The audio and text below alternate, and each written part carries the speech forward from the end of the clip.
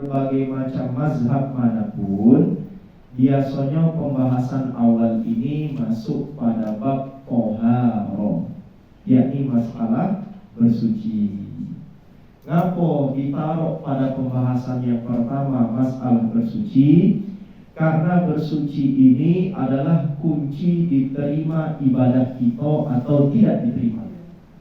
Nabi bersabda, miftahus sholati at-tahuru, kunci sahnya sholat adalah bersuci.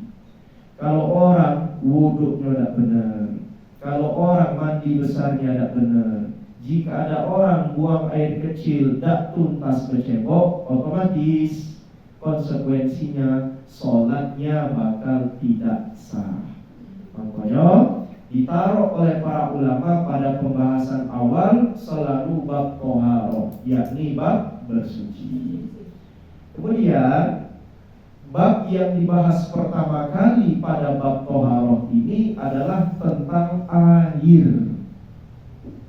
Ngapa dibahas dulu tentang air? Apa gunanya kita mengkaji tentang air? Karena air ini media bersuci. Kita nak berwuduk pakai apa? Pakai air. Kita mandi pakai apa? Pakai air. Kita bercebok, membersihkan diri dari najis menggunakan air.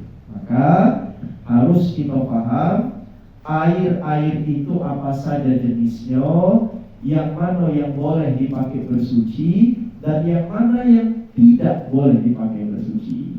Paham? Insya Allah. Baik, yang pertama, kata para ulama ada jenis air namanya al-ma'ul mutlak, yaitu air mutlak. Nama yang pertama ini air mutlak. Apa artinya? Air hukmuhu annahu tahurun mutahhirun liwairihi. Air mutlak ini zatnya suci. Jadi cairan air itu suci. Dan bukan itu saja, mutahhirun liwairihi, dia juga dapat mensucikan yang lain. Berarti kalau dia suci, boleh dikonsumsi, barangnya suci. Namun dia bisa mensucikan yang lain. Apa artinya? Bisa dipakai mandi, bisa dipakai wudu, bisa dipakai untuk membersihkan diri dari najis. Ini namanya air mutlak. Berarti air mutlak inilah yang boleh kita pakai wudu. Air mutlak inilah yang boleh kita pakai mandi wajib. Dan air mutlak inilah yang boleh kita gunakan untuk bersuci dari najis. Sekarang, air mutlak ini punya beberapa contoh. Pertama, ma'ul matari wal thalji wal bardi. Air hujan, air embun, termasuk air es, yakni salju yang cair. Maka semua itu suci dan mensucikan. Kemarin hujan turun deras, lalu misalkan hujan itu turun, jatuh ke talang air, lalu talang air itu mengucurkan air, kira-kira boleh tidak kita berwudu di situ? Boleh. Apa sebab? Air hujan suci dan mensucikan. Dalam Quran surah Al-An'am ayat ke-11 Allah berfirman, a'udzubillahi minasyaitonirrajim, wa yunazzilu 'alaikum minal ma'i minas sama'i ma'an liyutahhirakum bihi. Dialah Allah yang telah menurunkan kepada kalian hujan dari langit supaya kalian bersuci dengannya. Nah, berarti memang Allah yang sudah menjadikan air hujan suci dan mensucikan. Baik. Jadi kalau kita mandi wajib, misal langsung di bawah langit turun hujan langsung mandi, sah atau tidak? Sah. Tapi aku tidak nanggung kalau kesambar petir, ya kan? Ini yang pertama. Yang kedua, ma'ul bahri, air laut, termasuk air sungai. Air laut dan air sungai ini suci dan mensucikan. Walau air laut itu rasanya asin, tapi suci. bisa kita berwuduk dengan air laut, bisa kita mandi besar dengan air laut. Kesucian ini didasari dari hadis Nabi Shallallahu Alaihi Wasallam, hadis yang diriwayatkan dari Sayyidina Abu Hurairah. Nabi bersabda, kata Nabi, huwa tahuru ma'uhu al-hillu maitatuhu. Ini air laut, airnya suci, kata Nabi, bisa dipakai bersuci, dan bangkai binatang yang memang hidup di air, hidup di laut, mati, bangkainya juga suci dan halal dikonsumsi. Nah, jadi air laut suci. Anda boleh berwuduk dengan air laut. Lagi kita main di pantai, nak sholat zuhur, kita langsung berwuduk mencium air dari pantai, dari pinggir laut, sah, boleh hukumnya. Atau kita berwuduk dengan banyu sungai Musi, sah wuduknya. Tapi tak banyu sungai Musi agak coklat-coklat, sah tak wuduknya? Tetap sah. Selama kecoklatan yang ada pada sungai Musi tadi itu secara alami, bukan disengaja, memang dari sononya, maka tetap sah. Tapi hati-hati kalau ada seluang mangujang, nah lewat dulu, jangan berwuduk di situ ya. Tapi secara umum suci, air laut suci, air sungai suci, air danau juga suci. Walau warnanya agak keruh, tapi kalau keruhnya secara alami tetap suci dan mensucikan. Yang tidak boleh itu ini atau banyu di dalam bak jernih, kita campur tanah, berubah dia. Sengaja, bukan alami. Kita masuk ke, berubah warnanya, berubah rasa, berubah daripada aromanya, maka ini tidak lagi suci dan mensucikan. Statusnya suci saja, tapi tidak bisa dipakai wudu. Baik, yang ketiga, ma'u zamzam, air zam-zam. Nah, kalau kita sudah haji, kita sudah umroh, kita pernah tuh minum langsung air zam-zam, baik dari sumurnya atau dari kerannya di Masjidil Haram. Air zam-zam itu dari perut bumi, dari sumur, namanya sumur zam-zam. Hukumnya suci dan mensucikan. Nabi saja sering berwuduk dengan air zam-zam. Nabi pernah minum air zam-zam. Ini menunjukkan air zam-zam bukan hanya halal, tapi air zam-zam juga bisa dipakai wudhu dan mandi. Dikiaskan dengan air zam-zam ini semua air yang berada dari perut bumi. Cak kita misal banyu sumur bor, ya, sah boleh, karena sama-sama dari perut bumi. Walau kualitasnya berbeda dengan air zam-zam, tapi punya ilat sebab hukum yang sama keluar dari perut bumi.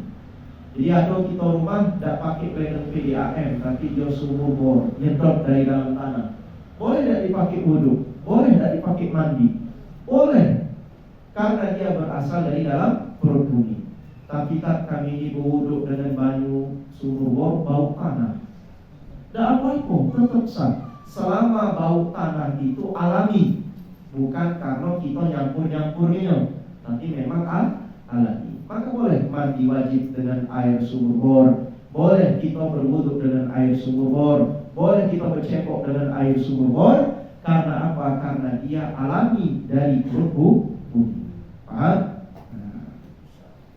Kemudian yang keempat, ada juga namanya adalah air musyammas. Apa air musyammas ini? Pakai shin yang ada titik 3, musyammas. Ini air suci dan mensucikan, tapi dia tertampung di satu wadah yang terbuat dari logam, selain emas dan selain perak. Jadi logam ini terbuat dari besi. Misal ada drum, nah biasanya kan drum itu kan dari besi itu, atau dari aluminium. Lalu ada isi air penuh, bekas air hujan misalkan. Boleh tidak berwudhu dengan air itu? Boleh, suci dan mensucikan. Tapi kalau air yang ada di wadah terbuat dari logam tadi terpapar matahari dalam waktu yang lama, terpapar matahari, makruh dipakai bersuci. Bukan haram, makruh. Kalau kita tetap berwudhu, sah wudhunya, tapi makruh. Kenapa makruh? Di dalam kitab Kifayatul Akhyar disebutkan, biasanya air yang terlalu lama terpapar sinar matahari dan dia berada di dalam logam, maka itu rentan orang yang maki air itu kena penyakit kulit. Rentan. Nah ini kata ulama dulu, ya. Ada pertanyaan, Mak Mano, kalau baju itu ditetmon. Tetmon itu kalau dia tidak kena matahari secara langsung kan ditutup, tak apa-apa. Musyamas ini kalau dia kena paparan sinar matahari langsung tuh, kemudian dia berada di wadah yang terbuat dari logam, ini yang menyebabkan makruh hukumnya. Paham? Nah, tapi kalau tetmon kan biasa itu tutup, ya. Kalau terbuka kaget tai burung kalau di situ, ya, kotoran burung, makanya dia tertutup, maka tidak masalah, tetap boleh berwuduk menggunakan air tetmon. Paham kira-kira? Insya Allah. Nah, ini yang pertama, air yang boleh kita pakai untuk bersuci. Ada yang kedua, namanya al-ma'ul musta'mal, air yang sudah bekas pakai. Ma'al musta'mal, air bekas pakai. Air bekas pakai apa? Al-munfasilu min a'dha'il mutawaddi'i wal mu'tasi, air bekas pakai wong dari wuduk atau mandi wajib. Jadi baju bekas wuduk, kita berwuduk nih, basuh wajah, basuh tangan, lalu kita tampung lagi baju bekas wuduk tadi. Ini baju statusnya al-ma'ul musta'mal, air bekas. Boleh tidak dipakai berwuduk? Boleh tidak baju bekas wuduk dipakai wuduk kedua kali? Nah itu bahasanya. Kata para ulama dalam mazhab kita Imam Syafi'i, air musta'mal bekas wuduk itu hukumnya suci, tapi tidak bisa dipakai bersuci kedua kali. Kalau baju bekas wuduk suci airnya, tapi tidak pacak bersuci dengan air itu dua kali.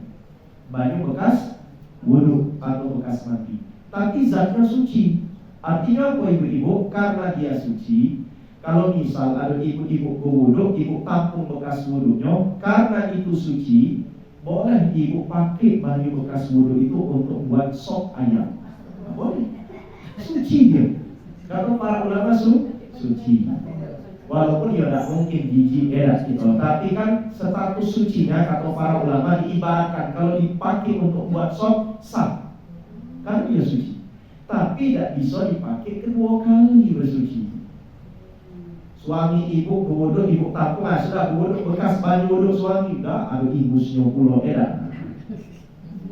tidak bisa dipakai bersuci kedua kali, walau dia suci, tapi tidak bisa dipakai bersuci. Ini dalam mazhab kita Imam Syafi'i.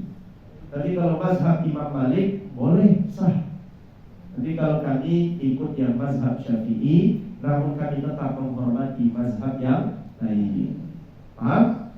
Nah, jadi baju bekas wuduk, bekas membasuh anggota wajib wuduk. Membasuh nih, wajah ini kan wajib nih ketika wuduk. Wajah, tangan, kepala, kaki sampai mata kaki itu yang wajib. Kita basuh, kemudian dia lepas, netes, dia netes itu mustahil. Tapi kalau dia masih nempel belum, masih mutlak. Makanya nanti pernah mengusap kepalanya dengan air yang masih nempel di jenggotnya. Nah, diusap. Karena masih nempel.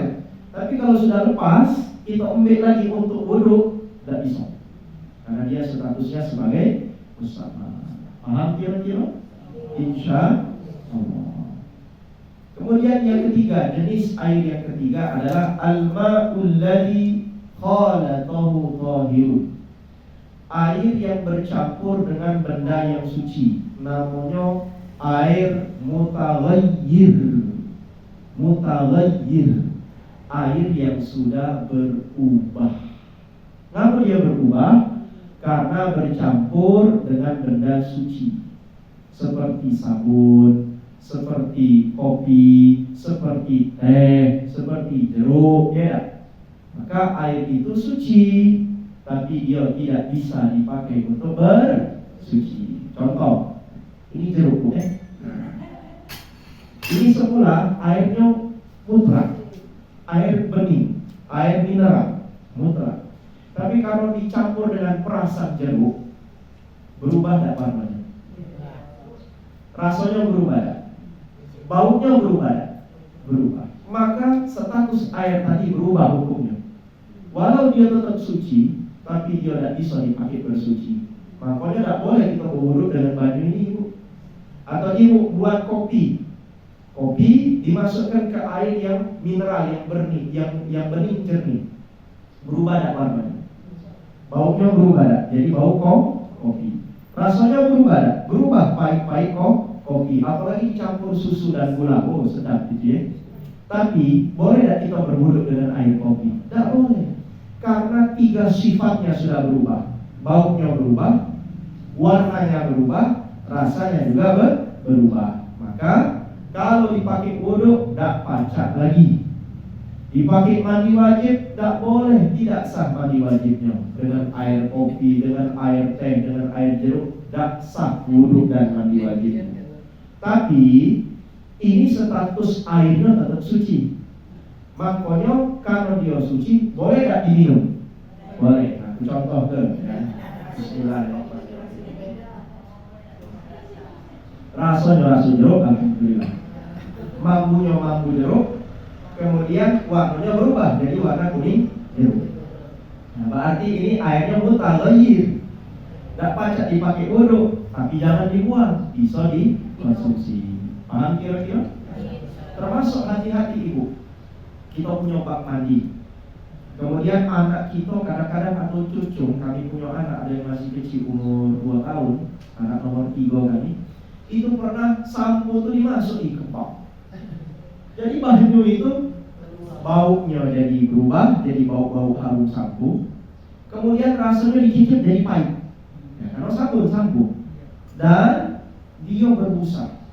Artinya 3 sifatnya berubah. Warna berubah jadi keruh, rasa berubah, aroma berubah. Akhirnya apa? Kalau nak mandi wajib, nak berwuduk dengan air yang dibakar tidak sah.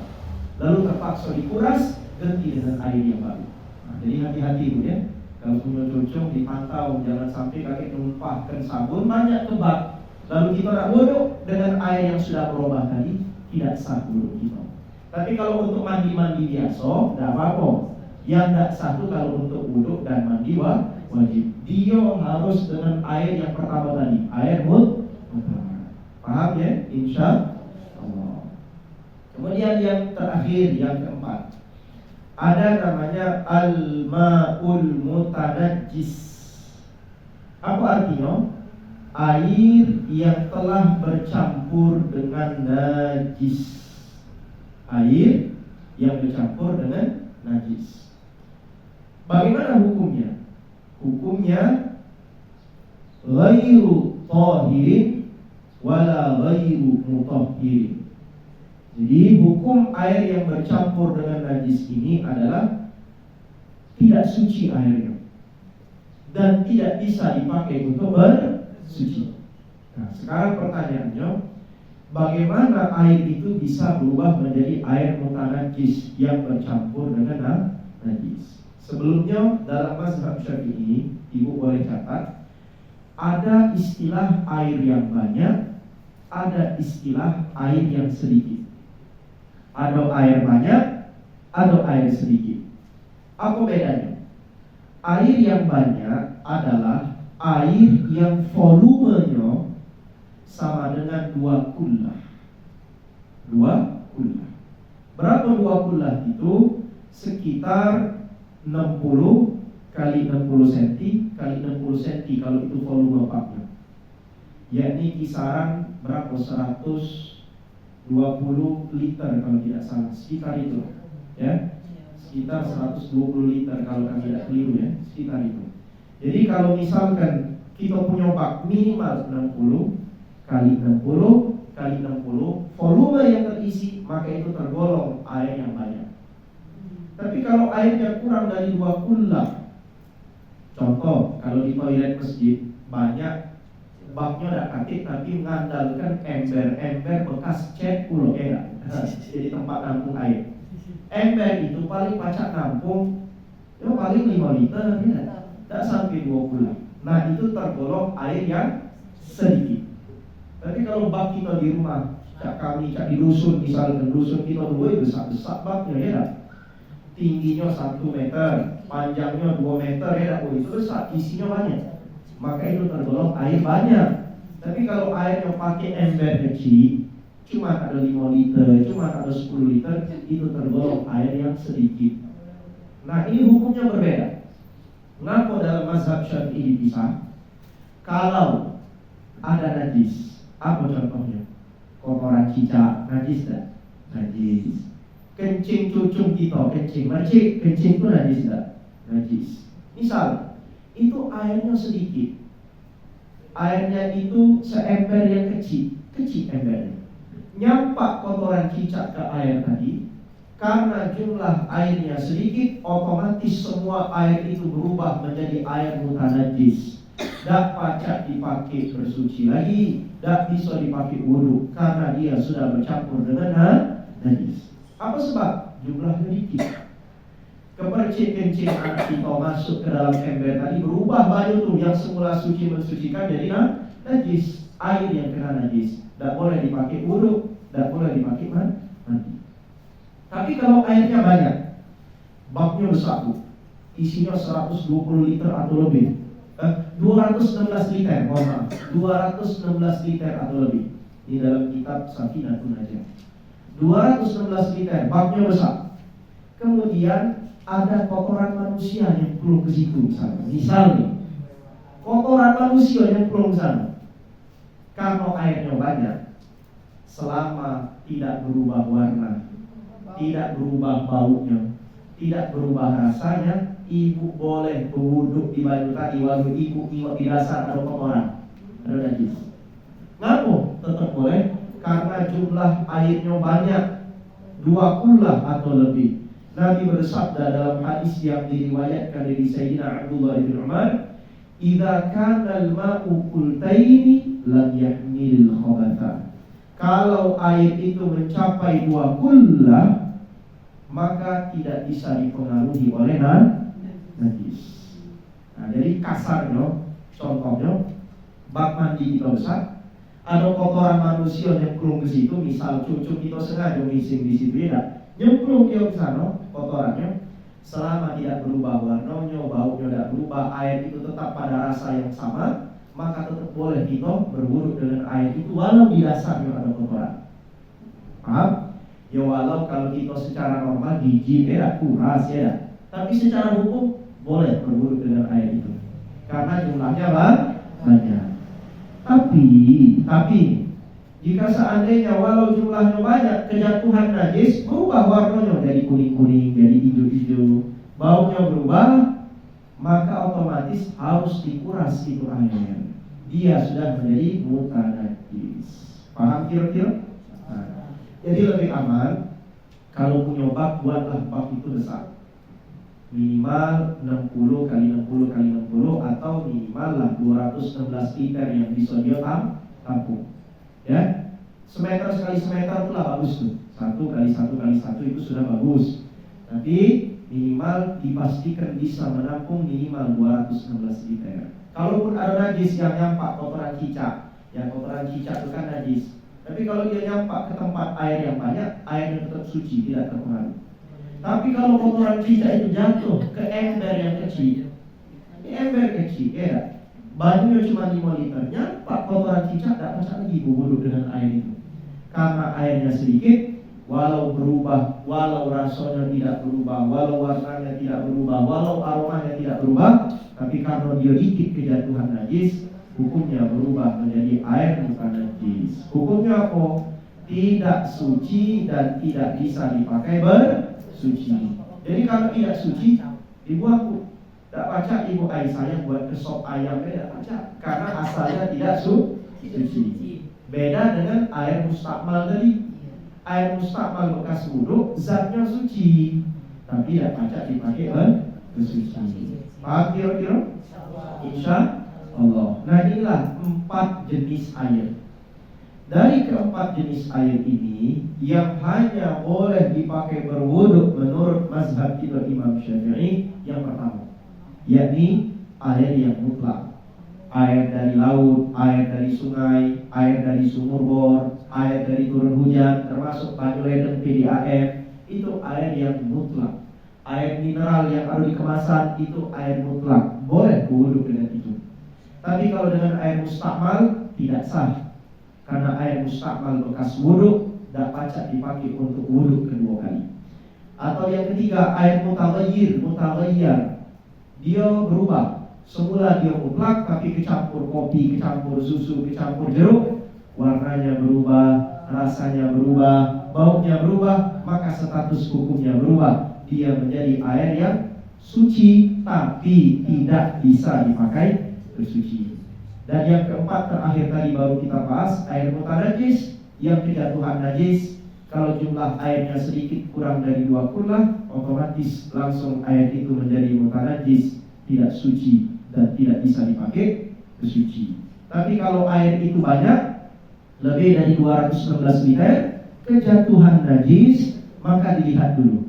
Kalau jumlah airnya banyak, tidak merubah rasa, warna dan baunya karena kejatuhan najis, maka air itu tetap suci dan mensucikan. Tapi kalau berubah bau, rasa atau warna, walau air itu banyak, maka statusnya menjadi najis. Tidak pacak dipakai wudhu lagi, tidak pacak dipakai mandi lagi. Jadi lima manu kita buang atau jadikan minuman untuk bebek dan ayam ternak itu, boleh ya.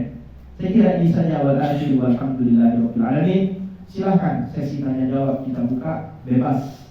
Nak bertanya seputar materi boleh, di luar materi juga boleh. Bahkan jika ada pertanyaan di luar pembahasan fikih juga boleh. InsyaAllah kalau mampu kami jawab, akan kami jawab. Kami akhiri dulu dengan kalimat wal akhiru walhamdulillahi rabbil alamin. Silakan.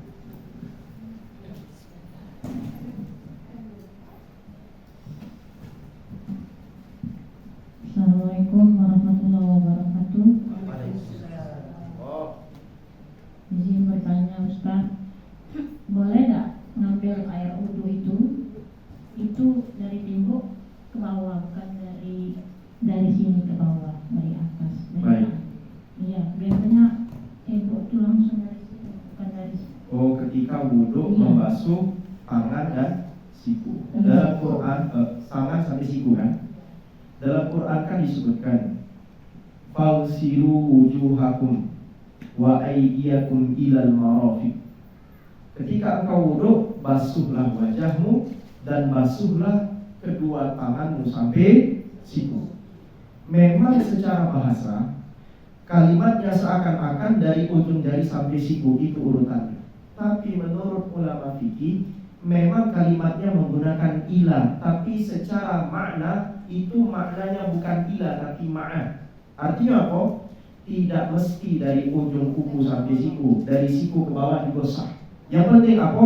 Seluruh area dari ujung jari jemari sampai siku kena air wudhu. Makanya inilah kritik ulama-ulama kita dengan Al-Mukarram Ustaz Ali Hidayat dalam sebuah videonya. Ada Ustaz Ali Hidayat dulu. Beliau ulama besar, tapi beliau di sini tersilap. Dia ngomong wudhu itu harus dari sini ke sini. Kalau itu tidak sah, kalau misalkan kita sini ke sini, itu diprotes oleh ulama yang lain, bahwa dalam kitab fikih tidak disebut seperti itu. Afdolnya saja dari ujung jari jemari ke siku, afdolnya. Tapi kalau ada orang dari siku ke bawah, selama area antara ujung jari sampai dengan siku tangan kita kena air wudhu, sah wudhu. Paham kira-kira? Nah, tapi kalau kami biasanya kalau berwudhu di keran, kami dari ujung jari jemari sampai siku. Tapi kalau ada orang dari siku ke bawah, sebaliknya tetap sah wudhu. Paham ya? Tetap sah. Ini disebutkan oleh ulama-ulama dalam ilmu fikih. Kalau Ustaz Ali Hidayat memang concernnya bukan fikih, beliau concernnya tafsir dan tafsirnya tematika. Walau beliau itu berkata demikian, memang ada silap, tapi tetap kita hormati bagaimanapun beliau termasuk ulama besar. Ya namanya manusia ada silap, diluruskan oleh ulama yang lain. Sudah dibahas itu di YouTube, banyak teman-teman kami, alumni pondok besar dan ulama-ulama kiai-kiai muda sudah merespon itu, bahwa yang disampaikan Ustaz Ali Hidayat kurang tepat. Nah, bukan salah, tapi kurang tepat ketika masalah wudhu. Dia ngomong harus dari ujung jari jemari ke siku, bukan siku ke bawah. Padahal ulama mengatakan tidak masalah dua-duanya. Karena pada ayat itu wagsilu wujuhakum wa aydiyakum ilal marafiq. Wa aydiyakum ilal marafiq, kedua tanganmu sampai siku, itu tidak harus dari ujung jari jemari ke siku. tapi boleh dari siku ke bawah selama semua area di antara kedua tadi penuh dengan air wudhu. Paham kira-kira? Insya Allah. Baik. Ada lagi yang lain? Silakan. Ustaz, nanya Ustaz. Oh silakan. Izin bertanya Ustaz. Nah, kalau mengambil wudhu tuh hitungannya kan 3 kali, kan ya? Ada mungkut, kita basuh 3 kali. Nah, dengar besar. Biar yang lain dengar. Oh iya, iya.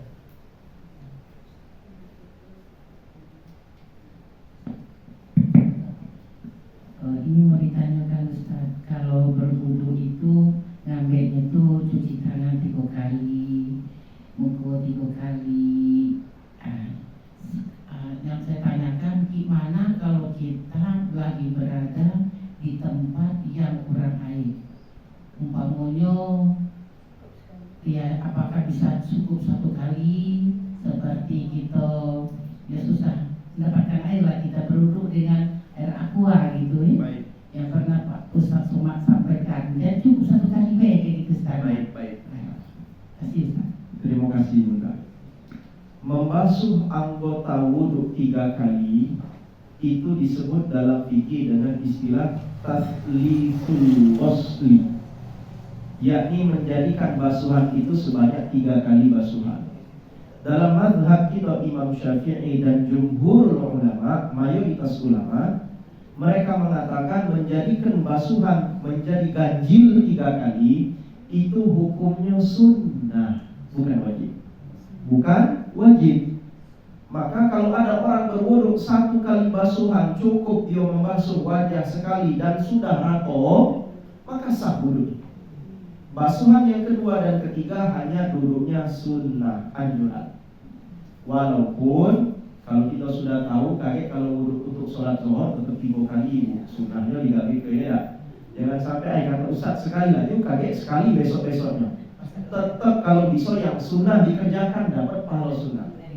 Tapi dalam kondisi tertentu, contoh kami sering menunjuk manasik umroh, kawan-kawan lagi tawaf. Tawaf itu kan syaratnya harus wajib dalam keadaan wudhu. Ada kalanya orang itu kentut, misalkan laku Fred itu berobos bahasa kita ya, kentut dia, otomatis wudhunya batal. Maka harus dia berwudhu ulang baru boleh tawaf. Nah, wudhu di Masjidil Haram kalau nak dari tempat wudhu Jamiah 500 meter ke belakang ya. Tahu ya? Tempatnya tahu kan? Kalau misalkan ini sofa marwah, nah keluar marwah kaki ke kanan, itu keluar di situ. Ya. Jauh.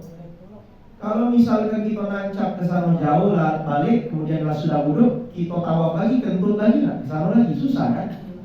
Maka saya beri saran kepada jamaah, kalau ada terkentut batal wudhu, cari tempat tong air zam-zam, ya, wadah air zam-zam, ambil air zam-zam 1 gelas. 1 gelas itu sama cak buat cip itu kan, air mineral kemasan gelas. Ambil dan Anda bisa berwudhu cukup dengan air 1 gelas itu. Tapi wudhunya yang wajibnya, yang sunnah-sunnahnya tidak usah, karena memang kita terdesak cepat ya. Maka cukup yang wajib saja.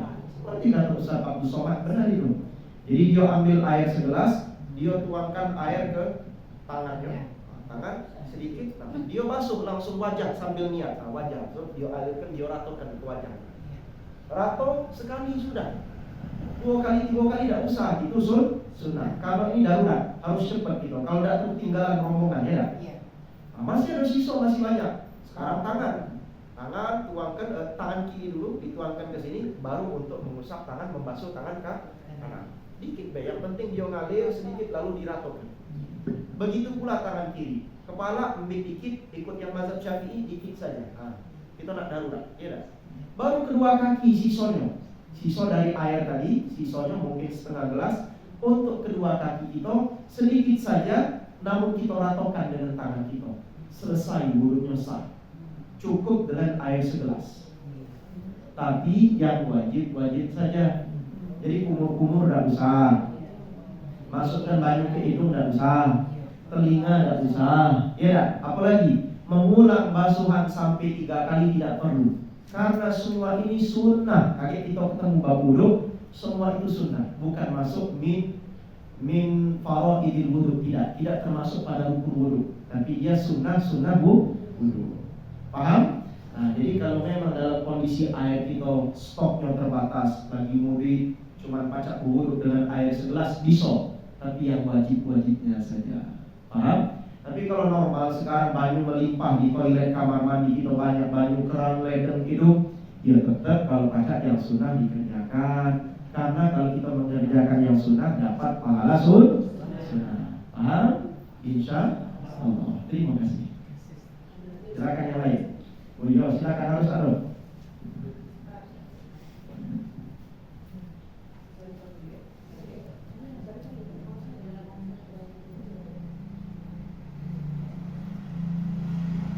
Assalamualaikum Ustaz.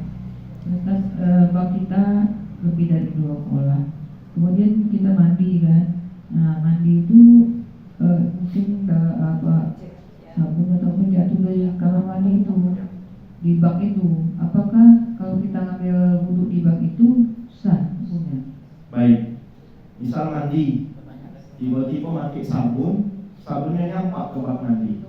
Apakah setelah itu masih boleh kita berwudu dengan air yang ada di bak? Dilihat dulu ibu. Ketika air sabun tadi, ya, itu masuk ke dalam bak, merubah 3 sifat. Baunya berubah, warnanya berubah, atau rasanya berubah, maka ada pacak lagi berwudu dengan air tadi. Karena dia termasuk air yang ketiga, air mutaghayyir. Paham? Jadi kalau masuknya sedikit nih, pas ibu cek, baunya masih sama. Tak kata yang berubah, rasanya masih seperti air pada umumnya, masih boleh ibu berwudu di situ. Biasanya kalau mandi kita bersabun kan kadang-kadang ada sedikit nyampak tuh, tidak masalah, selama tidak berubah warnanya, rasa dan bau. Tapi kalau yang berubah tuh itulah kebiasaan cucung dan anak kita, itu sabun tuh dimasukin aja loh, kubur-kubur, itu berubah tuh. Warnanya jadi keruh, baunya berubah karena berbusa harum-harum, dan yang ketiga coba ibu cicip pahit rasanya, pahit sabun, maka otomatis tidak bisa lagi dipakai wudu atau mandi. Jadi walaupun jatuh dari badan kita itu Tidak. sah hukumnya. Sah. Ada sikap lagi ditambahkan. Ada orang yang keliru. Ketika misal kita ciduk air pakai gayung, tangannya nyemplung ke bak. Tangannya nyemplung. Pas diangkat dia marah, oh jangan, itu baju ya tidak pacak dipakai wudu lagi karena bekas tangan kamu. Nah, di sini salah paham mereka. Mungkin ketika Kiai Ustadz Habib jelaskan ngantuk ya. Nah, jadi tidak tuntas. Bahwasanya air mustakmal itu air bekas membasuh anggota wudhu atau anggota mandi wajib. Kalau bukan wudhu, misal ibu nyemplungkan tangan ibu ke dalam bak, bukan untuk wudhu, untuk mandi biasa, bukan untuk mandi wajib. Sekedar nyemplung ke, ibu angkat lagi, bajunya tetap suci dan mensucikan. Paham? Yang tak boleh itu kalau misal kita wudhu nih, ketika membasuh tangan langsung kita celupkan tangan di bak mandinya, niatnya membasuh wudhu. Lalu kita angkat dan airnya sedikit, airnya kurang dari 2 kula, maka sisanya mustakmal.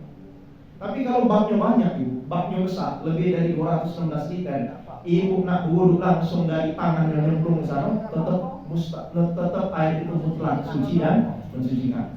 Makanya perlu air itu banyak, 216 liter, buat bak yang besar. Kira-kira? Nah, makanya mazhab Syafi'i membatasi air banyak itu 2 kula. Kalau sedikit kurang dari 2 kula. Kalau ibu airnya 2 kula banyak, baknya besar, ibu nak wudhu langsung nyemplungkan tangan di situ, tidak masalah, tetap boleh buang setelah ibu berwudhu dengan air yang sama. Atau ibu nak mandi wajib, nyembur langsung ke dalam bak tadi, nyembur, mandi wajib, ibu bangkit, bajunya tetap suci dan mensucikan. Apa sebab? Karena air itu jumlahnya banyak. Tapi kalau baknya sedikit, ember yang nampung cuma 10 liter, ibu berwudhu ketika membasuh kaki, ibu cemplungkan kaki ibu ke dalam ember yang sedikit tadi. Ibu angkat kaki ibu, itu air yang tersisa jadi mustakmal, tidak bisa dipakai lagi untuk bersuci. Ini konteksnya kalau wudhu dan mandi wajib. Kalau bukan wudhu, bukan mandi wajib, ibu iseng nyemplungkan tangan ibu ke dalam bak, ibu angkat lagi, bukan wudhu, bukan mandi wajib, airnya tetap suci dan mensucikan. Ibu masukkan kaki ibu ke dalam ember yang sedikit tadi, selama kakimu tak kaki najis, ibu angkat lagi, bukan karena wudhu, bukan karena mandi wajib, maka air yang tersisa di dalam ember kecil tadi tetap suci dan mensucikan. Nah, jadi tolong digarisbawahi, air mustakmal itu bekas wudhu atau bekas mandi wajib. Paham kira-kira? Insya Allah. Terima kasih Bunda. Silakan. Baik. Assalamualaikum warahmatullahi wabarakatuh. Waalaikumsalam. Ustaz, seandainya kita nak menuju masjid, Ya. lalu belum sampai masjid batal wudhu gitu. Akhirnya kita kan ngambil wudhu di masjid. Ketemu lagi masjid. Ya, terus apa Bunda? Lalu masuk masjid, kita kan mau sholat wudhu atau sholat tahiyatul masjid yang didulukan. Kan kita masuk masjid kan? Ya, bagus. Nah, Itu baik. yang mana kita dulukan? Terima kasih. Jemaah kami di ini Nurul Amal Jalan Gresik ya. Sebulan sekali di tempat beliau di masjid subuh. Sering ketemu dengan beliau. Jadi begini, misal kita baru wudhu, kemudian kita berangkat ke masjid, masuk ke masjid, mana yang kita dahulukan? Sholat tahiyatul masjid, sholat wudhu, atau qobliyah dulu? Begini, jika seandainya waktu iqomat mepet, tinggal 2-3 menit lagi, otomatis cuma bisa sholat 2 rakaat saja. Maka pilihlah dari 3 sholat itu yang paling besar pahalanya. Sholat qobliyah zuhur misal. Qobliyah zuhur lebih besar pahalanya dari tahiyatul masjid dan sholat wudhu. Kenapa? Karena qobliyah zuhur sunnah rawatib yang muakkadah. Jadi kalau nak mepet nih, komat tidak lagi. Biasanya di masjid ada tuh timer waktu. 3 menit lagi nak komat, kita pikir cuma baca 2 rakaat, pilih qobliyah zuhur. Karena qobliyah zuhur itu pahalanya paling besar. Namun qobliyah zuhur yang 2 rakaat itu sudah mewakili tahiyatul masjid, sudah mewakili sholat sunat wudhu. Paham? Tapi kalau misal waktunya panjang, baru selesai azan, kita masuk masjid masih ada 10 menit sampai qomat. Wah, itu bisa. Sholat tahiyatul masjid terkejar, qobliyah zuhur terkejar, wudhu juga terkejar. Nah, pertanyaannya mana yang didahulukan? Yang didahulukan yang pertama adalah tahiyatul masjid dulu. Tahiyatul masjid dulu. Setelah tahiyatul masjid, sholat sunat wudhu 2 rakaat. Baru setelah sholat sunat wudhu 2 rakaat, baru qobliyah zuhur. Kalau baca kita gawe itu kan. Ngapa harus urutannya saya? Kalau misalkan ibu qobliyah zuhur dulu yang pertama, otomatis tahiyatul masjid dan sholat wudhunya sudah gugur. Karena qobliyah zuhur itu kata para ulama ketika dilakukan sebagai urutan yang pertama, maka dia sudah menggugurkan kesunahan tahiyatul masjid dan sholat sunat wudhu. Karena Nabi ngomong, idza jaa ahadukumul masjidah fala yajlis hatta yarka' rak'ataini. Kalau kalian masuk masjid, jangan dulu duduk sampai kamu sholat sunat 2 rakaat. 2 rakaat ini tidak disebut Nabi khusus. Apapun 2 rakaatnya termasuk qobliyah zuhur. Kalau kita qobliyah zuhur duluan, sudah memenuhi 2 rakaat sebelum duduk, maka tidak perlu lagi tahiyatul masjid, termasuk tidak perlu lagi sholat sunat wudhu. Tapi kalau kita pengen melakukan semuanya, urutannya tahiyatul masjid dulu. Ngapa tahiyatul masjid? Karena kita baru masuk masjid. Setelah tahiyatul masjid tegak 2 rakaat sholat sunat wudhu. Ngapa kita baru wudhu? Baru kita yang ketiga sholat sunat qobliyah zuhur. Ini 3 ini kalau baca digawikan lebih afdol. Tapi kalau misalkan cuma bisa sikop, maka lakukan qobliyah zuhur karena dia paling besar pahalanya, rawatib yang sunnahnya muakkadah. Dan kalau kita lakukan hanya 2 rakaat qobliyah zuhur saja, sudah menggugurkan tahiyatul masjid dan sudah menggugurkan sholat sunat wudhu. Paham kira-kira alur pikirnya? Insyaallah bisa dipaham. Terima kasih Bunda. Beliau ini di sana juga rajin bertanya, ya, semangat. Alhamdulillah.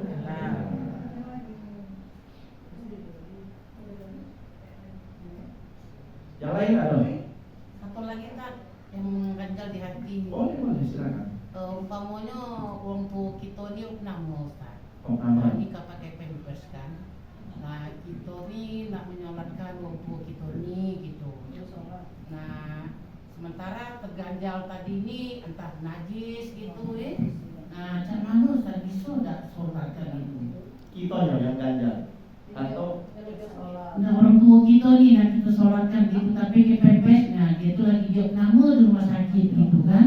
Nah, jadi ada juga teman kemarin ibu tu lah susah, memang umur 84 tahun. Aku bilang ambilkan wudu ibumu, tapi bunda katanya oh ini orang tua aku ni pakai pempes, takutnya entah dia kencing, entah dia bising, katanya gitu. Nah, jadi kerana di sana.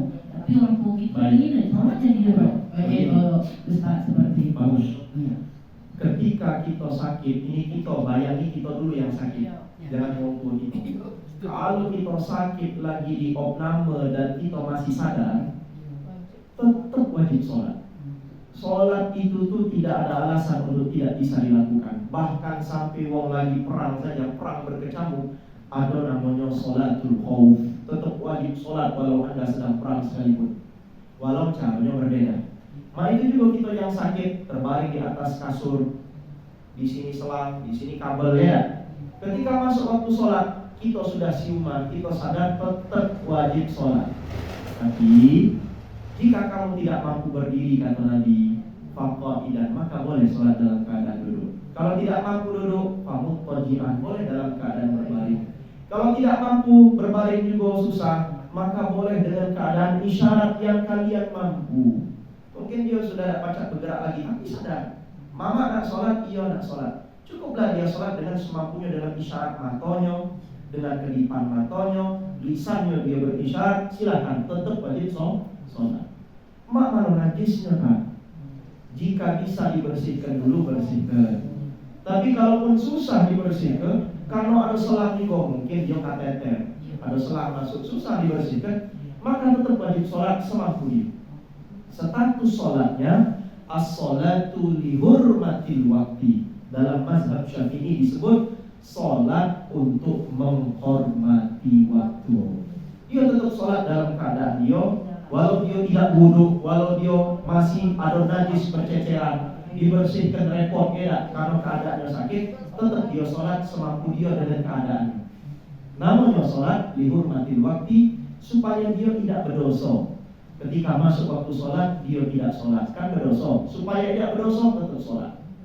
Namun kalau dia diberikan Allah umur panjang sehat, tahu-tahu sembuh, balik dari rumah sakit, pacak tegak lagi, sudah sehat kembali, dia harus catat berapa hari kemarin sholat yang model cat tadi. Maka sholat itu dia qadha, dia cicil. Ngapa dia qadha? Wajib diqadha. Karena sholatnya ketika dia sakit itu sekedar menghormati waktu saja. Sholatnya belum sempurna, wudhu tidak, ya. Apalagi mungkin tidak ada kiblat, mungkin ada najis. Maka sholatnya menurut mazhab Syafi'i ketika dia sudah sehat, dia harus mencicil untuk mengqadha sholatnya semampunya. Mungkin 10 hari dia nama, berarti 5 kali 10, 50 kali waktu sholat, dicicil baik, sehari sekali boleh. Yang penting ada usaha untuk mencicil kalau dia sudah sehat.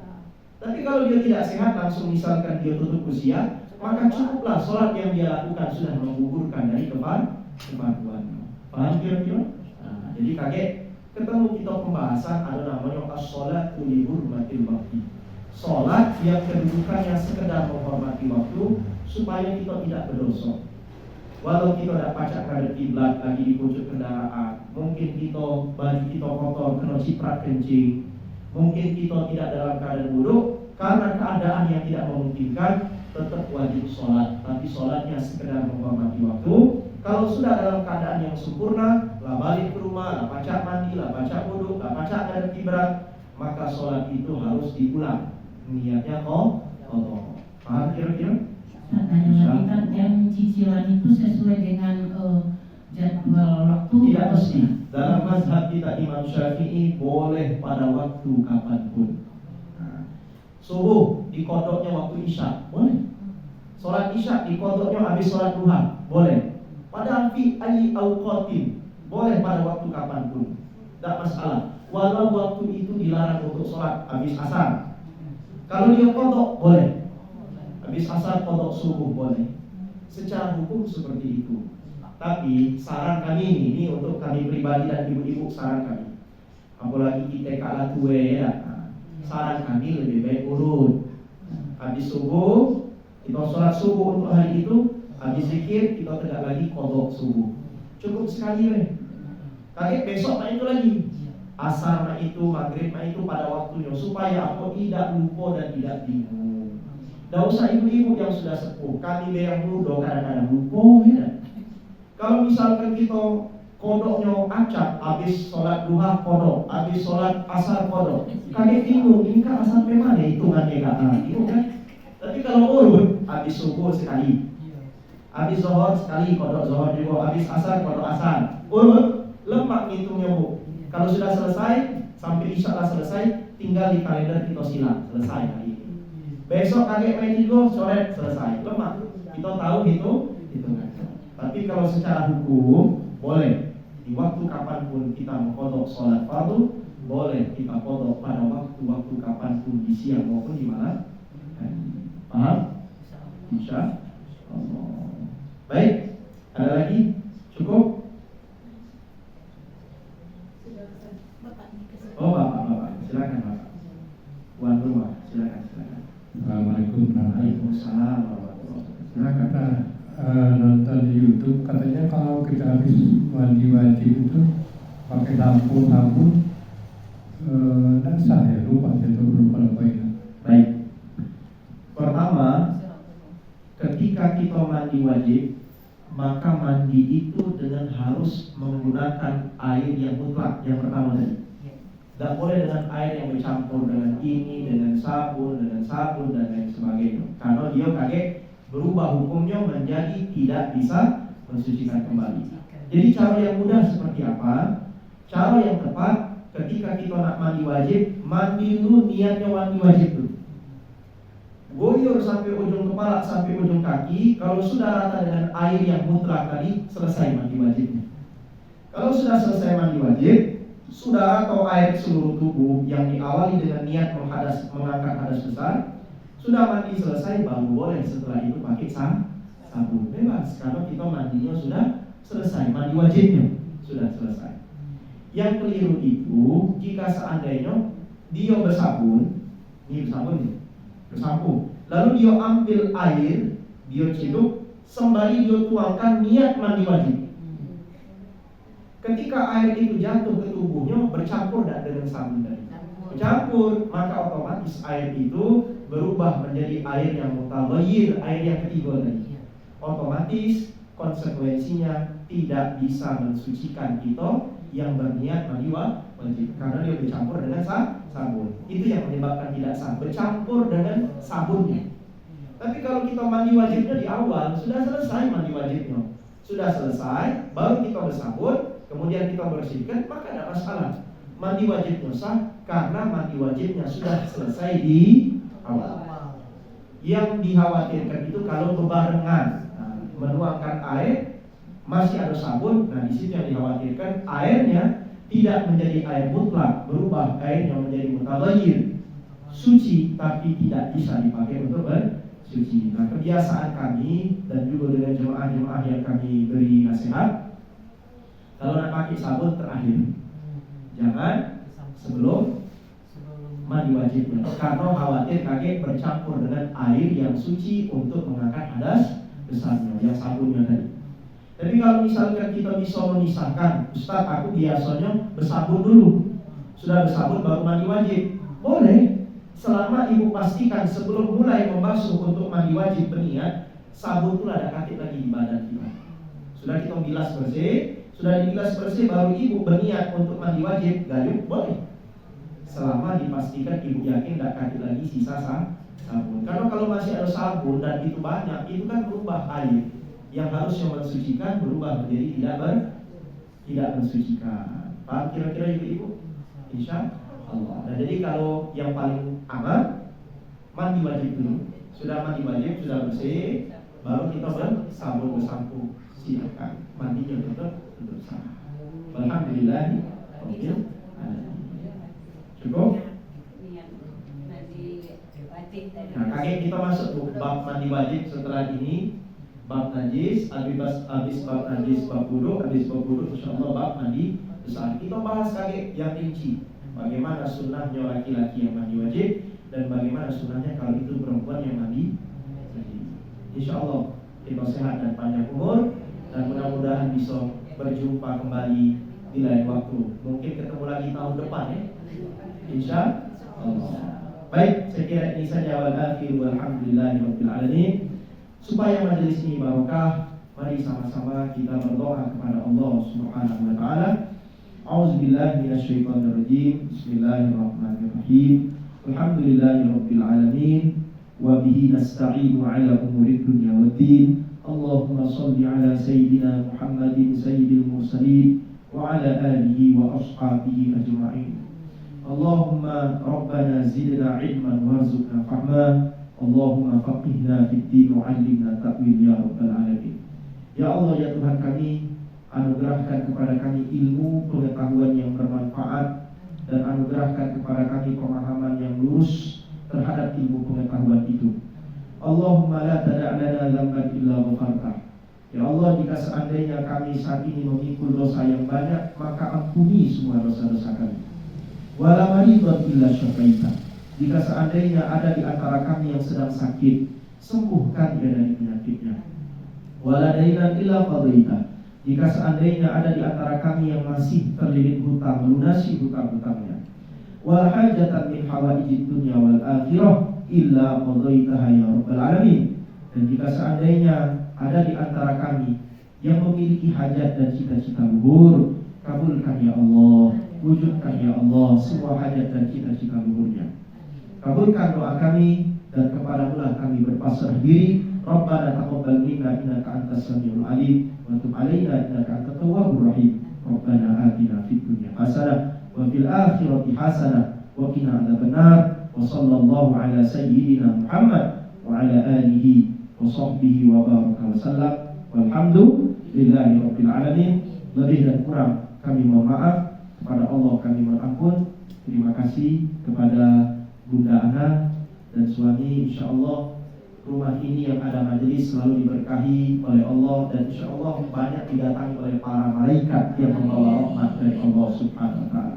Demikian, subhanakallahumma bihamdika asyhadu an la ilaha illa anta astaghfiruka wa atubu ilaik. Billahi taufiq wal hidayah.